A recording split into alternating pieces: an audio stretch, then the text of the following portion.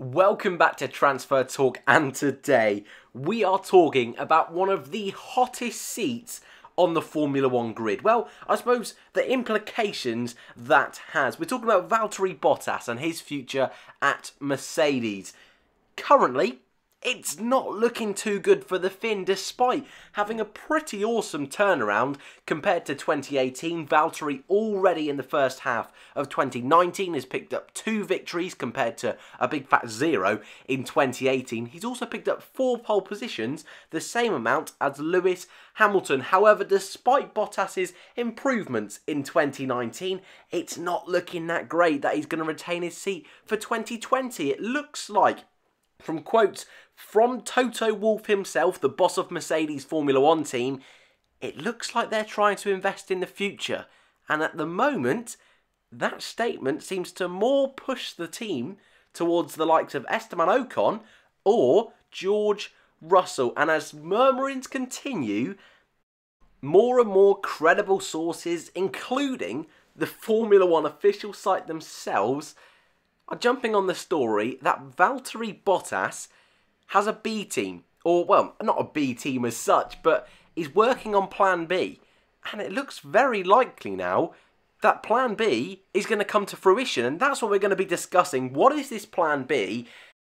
And where exactly that means Bottas is going to be driving in 2020. We've got 4 main teams to discuss today, but we're also going to discuss a few other teams and a few different alleys that Valtteri could go. We spoke a little bit earlier on in the season, one of the very first transfer talks we did on the channel, about Esteban Ocon and his chances of going to Mercedes. And at the time, I held my hands up and said, look, I think he's going to struggle to get in the team. And if Toto Wolff hadn't come out and said these quotes during the Hungarian Grand Prix, if Bottas didn't have the difficult weekend that he had in Germany and in Hungary, then I think the team would go for Ocon. But as it's panned out now, it looks more and more likely that Ocon's getting in there. So, let's pretend Valtteri doesn't have a seat. Let's also pretend for this video, I also think it's pretty unlikely that he's not going to Formula E with Mercedes next season.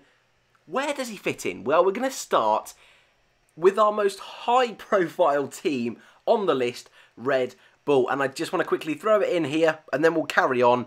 If you haven't yet subscribed, we're covering all sorts of transfers and silly season over the summer. So if you're bored and you're missing Formula One, feel free to subscribe for your daily fix of Formula One. But anyway, Red Bull is where we're starting today's video. Now, Red Bull are very, very, very happy with Max Verstappen. Arguably, well, definitely is the most in-demand driver in Formula One, but arguably he's the best driver in Formula One. Big statement, hot take there, but we'll push that to one side. He's not moving. Red Bull won't let him move. And even if Valtteri leaves and there's a space at Mercedes, I personally think it's very, very, very unlikely that Max is going to move to Mercedes. So we'll keep Max at Red Bull for the moment.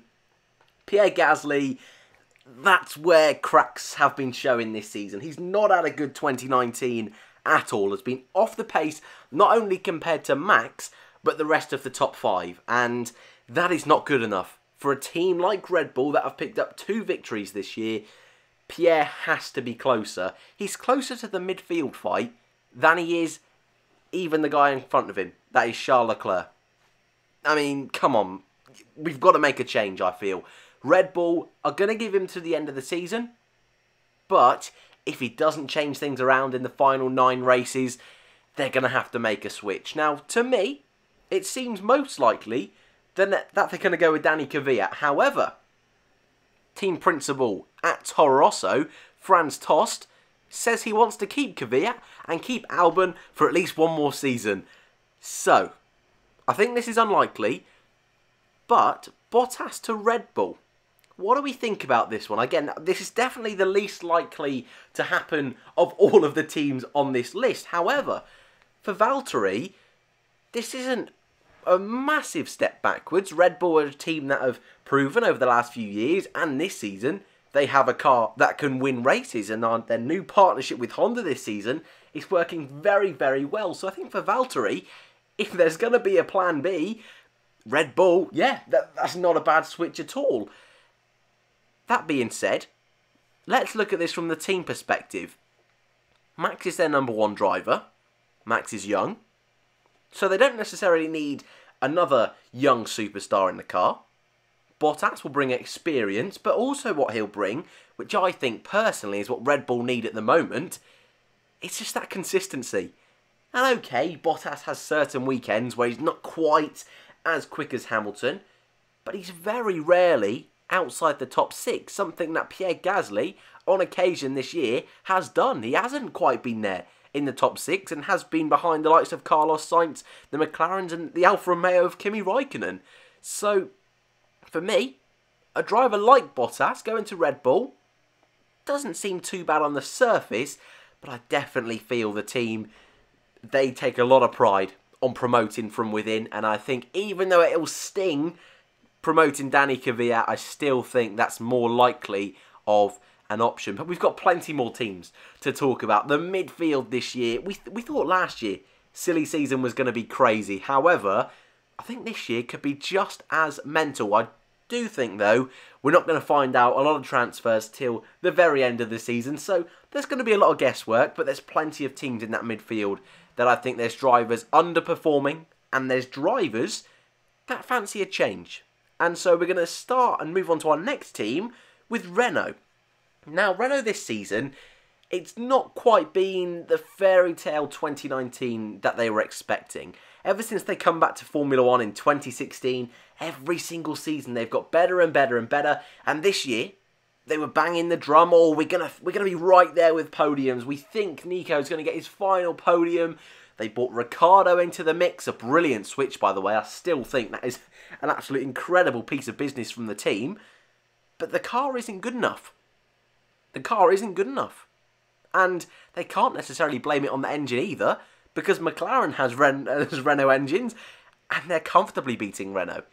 So something is not working within that team. Now, I do not think it's up to the drivers at all, their fault at all. I think they've got one of the best driver lineups on the grid, in my personal opinion. However, again, the silly season rumours are rife, and Nico Hülkenberg potentially could be moving on.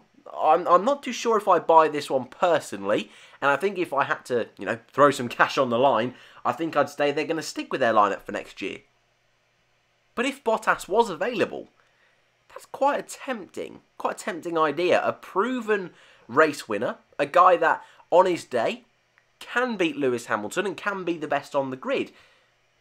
That's not too bad. But he's not young. He's not from within. And does he necessarily fit what the team need right now? They are really trying to progress and they need that little bit of fire, something that I think Daniel Ricciardo has definitely brought to the team. It's something Hülkenberg has, but Hülkenberg, unfortunately, with this podiumless streak, has on his record that's hurting him just a little bit. But I think if you're getting rid of Hülkenberg, I don't think Bottas is really going to offer you much more of a different option. I think they're very similar kind of drivers. They definitely will do the job you need them to, but I don't think they're going to be that flair in dive bombs and trying to make audacious strategies work. I think they're just going to be a comfortable driver that'll get the job done. And I think the amount of money you're going to have to spend on a guy like Bottas with his track record, I think for a team like Renault that are struggling already, yes, that would be great for Valtteri moving to another works team that, again, in 2021, when we have this big regulation change, probably isn't a bad place to be, is Renault. But for Renault, I think Hülkenberg and Bottas are very, very similar style of drivers. I think even maybe I'd rather have Hülkenberg in my team. He has a couple of years on Bottas, I believe. Might be wrong. They're pretty close in age. But for me, if you're going to get rid of Hülkenberg, there is no point in bringing in Valtteri Bottas. So, whilst for Valtteri, that's definitely an option they'll look into. I think for Renault, they have been linked with moves for guys like Esteban Ocon. If he doesn't get in, maybe Pierre Gasly if he gets dropped by Red Bull. And I think, to be honest with you, those two are more suitable drivers for Renault rather than picking up Valtteri Bottas, who, well, do Renault really want to pick up a driver that Mercedes don't want and are getting rid of? I'm not really too sure, to be honest with you. So I think there's more realistic options out there, and I think one of the more likely options is this team. Norwich Energy, because I think they'll be gone by the end of the season, but Haas F1 team. There's no beating around the bush with this team, is there? It's been a pretty dreadful 2019. I mean, so much so that 2 years in a row, the wheels fell off the car in the first race of the season, and I think it's difficult to judge both Magnussen and Grosjean because the car has been awful. I mean, Grosjean for the last 3 races has used the Australia spec car just so the team can try and work out what's going so wrong. So I find it really difficult to pin blame on either driver, and if you saw my video about Haas the other week, I think both of them are doing equally as okay of a job. You know, people are very quick to hate on Romain Grosjean this year, but actually, if you look into it a little bit deeper, he's had some very great opportunities to score points, and the car has broke down on him, his wheels fell off, or couldn't heat up the tyres after a safety car. So there's been plenty of opportunities for both drivers this year, and the car and team have let them down. Strategy again this year for Haas has not been brilliant. That being said, I think there needs to be a change.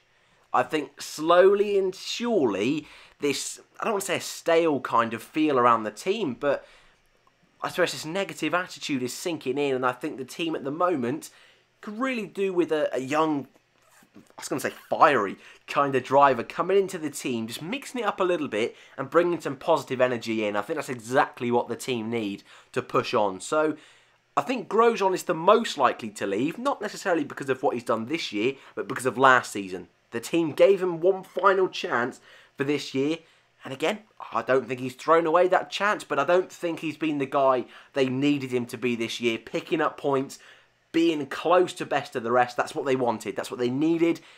The car hasn't been there, but I think for the team, as I just mentioned, they need someone consistently getting points. And whilst, okay, I don't think any driver could jump in that Haas and consistently get points, a fresh face could be brilliant. So Valtteri Bottas, a guy who's won races, been on the podium countless times, even in a car like the Williams back in 2016, Valtteri has proven that even perhaps with the, not the best machinery, he can do a job.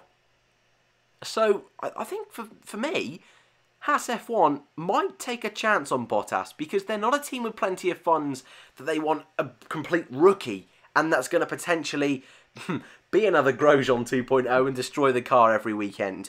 They don't want that. They need that consistency. That's what they're lacking. And I think Bottas would be a really good fit for Haas F1. And I think the team would be a really good fit for Valtteri as long as they can fix that car and be back at the front of the midfield like they were last season. I'd love to see Valtteri go to Haas. I think that'd be a really nice fit and a really nice change on the grid. And the final team we're talking about today is Williams.